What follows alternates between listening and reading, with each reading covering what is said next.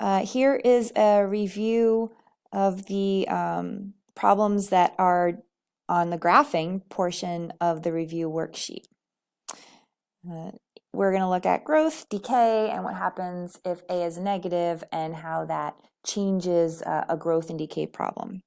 So here we have f of x equals 2 to the x plus 1. We're going to notice that our base is 2. So we're going to be anticipating growth because there's nothing altering it from the transformations. So we'll set up our chart, xy. So remember, our key points are critical in all of these graphing problems.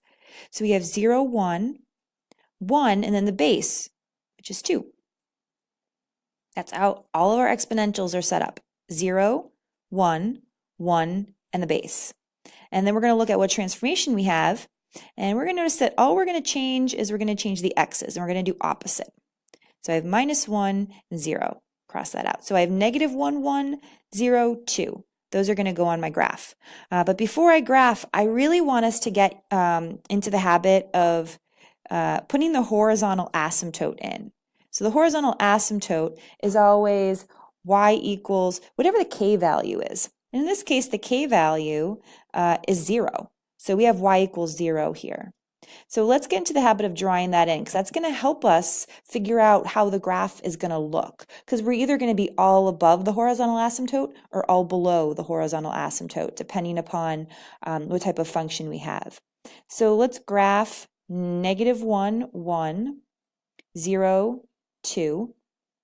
I'm all above it, and I'm always going left and right. So if I think about it, I want a curve from left to right. Well, that means that I got to go down to that horizontal asymptote and then up. So prevent yourself from connecting these two and going out like a line. This is going to be exponential, so it's going to increase and have a curve up rather than just kind of out. And we're going to go down towards the horizontal asymptote but never cross it. So our domain, well, our domain for all of these are -infinity to infinity. And our range is determined by our k value. So we know it's 0, and I look and say, well, what's the lowest y value? Well, the lowest it's going to go, it's going to approach 0, try to get there, so we have parentheses, but it's never going to reach it, because our values never reach that horizontal asymptote value. And then we go up to infinity. And our end behavior, let's see, as x approaches infinity, and as x approaches -infinity, those are our only two options for x. It's either going to get really big to the right or really small to the left. So as x approaches infinity, going this way, our graph's going up to infinity. And as x approaches -infinity, so as x gets smaller and goes this way, we're going to see that our y is trying to approach that 0 value. All right, let's look at this second one, b here. We're going to look at the points. So we have x, y, 0, 1, 1. Let's check out the base. The base is 3/4. There we go. So we have this number between 0 and 1. That should be a decay. I have no a value changing it or anything up here, so I know that I'm going to be anticipating something that looks kind of like that. So if we have an idea of what it's going to look like, it's going to help us. Let's see what modifications we need to make. There's nothing up here with the x, so those are going to be my x points. And then this is our k value, so that means it's going to affect the y. So we'll have y plus 1. It's always the same. So we have 2, and then we have 1 point, well, 3/4 is 75.75. So there we go. There's our points. Here's our k value. Our k is equal to 1. So remember, that k value is our asymptote. So let's graph that in. Here we go. So now I know I'm going to be either all up or all below. Plot the points. My points are 0, 1, 2, and then 1, 1.75. And if I, again, graph from left to right to try to connect these in a curve, now I know how my graph should look. There we go. So my domain, -infinity to infinity. And my range, well, we need some starting value and some ending value. So the lowest my y's are going to achieve is that k value, where it shifted my graph. So my range goes from 1 to infinity. So even though looks like it's going to the left, my range is still dealing with my y values. as x approaches infinity, so as x gets really big, my y is approaching that horizontal asymptote. As x approaches negative infinity, so as x gets small, my y is going up to infinity. Let's just finish the last two here quickly.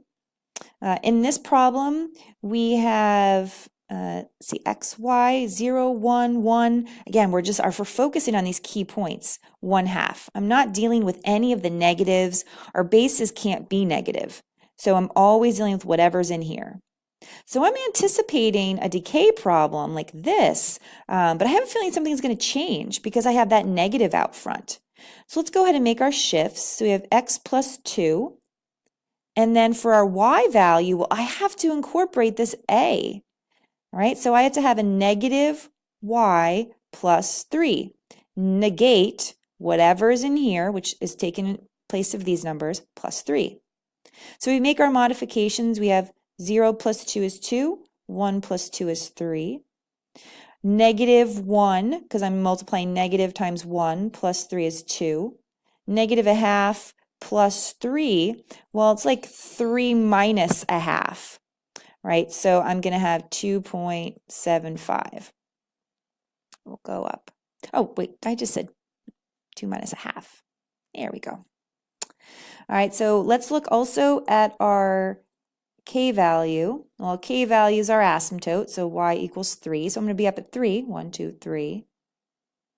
There we go. So again, all above or all below. Let's plot these points. So 2, 1, 2, 1, 2. Sorry, 1, 2, 1, 2. Did that. And then 3 and 2.5. There we go. So again, connecting left to right. If we're making this curve left to right, I'm going to have to go up that way. And if I'm going up, I'm blocked by that horizontal asymptote. It's kind of like a ceiling I can't go past. And then I'm going down below. My domain, negative infinity to infinity. Here's where our range gets a little weird. But again, we always have to think of range. What's the smallest value y is going to ever be?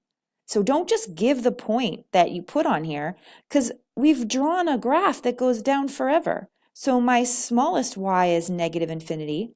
My largest y is being blocked by this ceiling, this horizontal asymptote of 3. So my end behavior would be as x approaches infinity.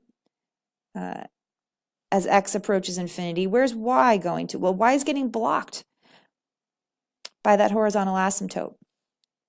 And then as x approaches negative infinity, as x gets small, y is going down to negative infinity.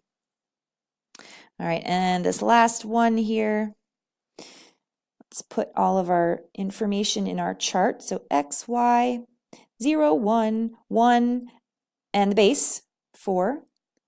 Let's see what's happening to the values. I have an x shift here. It's going to go to the right 1. It's always opposite. And for my y's, I have this negative 3 out front multiplied by my function minus 2. So let's take these values, 1, 2, those cancel out. I have a negative 3 minus 2, that's negative 5. And then I have negative 3 times 4, negative 12 minus 2, negative 14. Bigger numbers, but that's okay. My asymptote, let me put that in blue like I've been doing, is y equals negative 2. So again, I encourage you to put that asymptote in before you even plot your points so that we can see where they're going to be all above or all below. Let's plot our points. 1, negative 5, 1, 2, 3, 4, 5. And then my other point is 2, 1, 2, 1, 2. Let's see, going all the way down to negative 14. Right there. Wow, this graph is really stretched, but should be stretched because we have an a that's 3. So this one might be a little hard to figure out what's happening. Remember, going left to right, if this is my first point, I got to curve down to the other one. So this is what's happening. And when I go the other way, I'm blocked by this asymptote. My domain's negative infinity to infinity. And my range, again, if I set this up, what's my smallest y value? Well, that's negative infinity. And then my largest y value is going to be that asymptote value. So I can't quite get there. So that's why -2, I never reach it, so I put the parenthesis. And as our end behavior goes, as x approaches infinity, y is approaching, oh goodness, I'm having trouble writing infinity, -infinity. So as x gets really big, y is getting really small. And then on the opposite direction, on the left side, as x approaches -infinity, y is approaching that -2 value.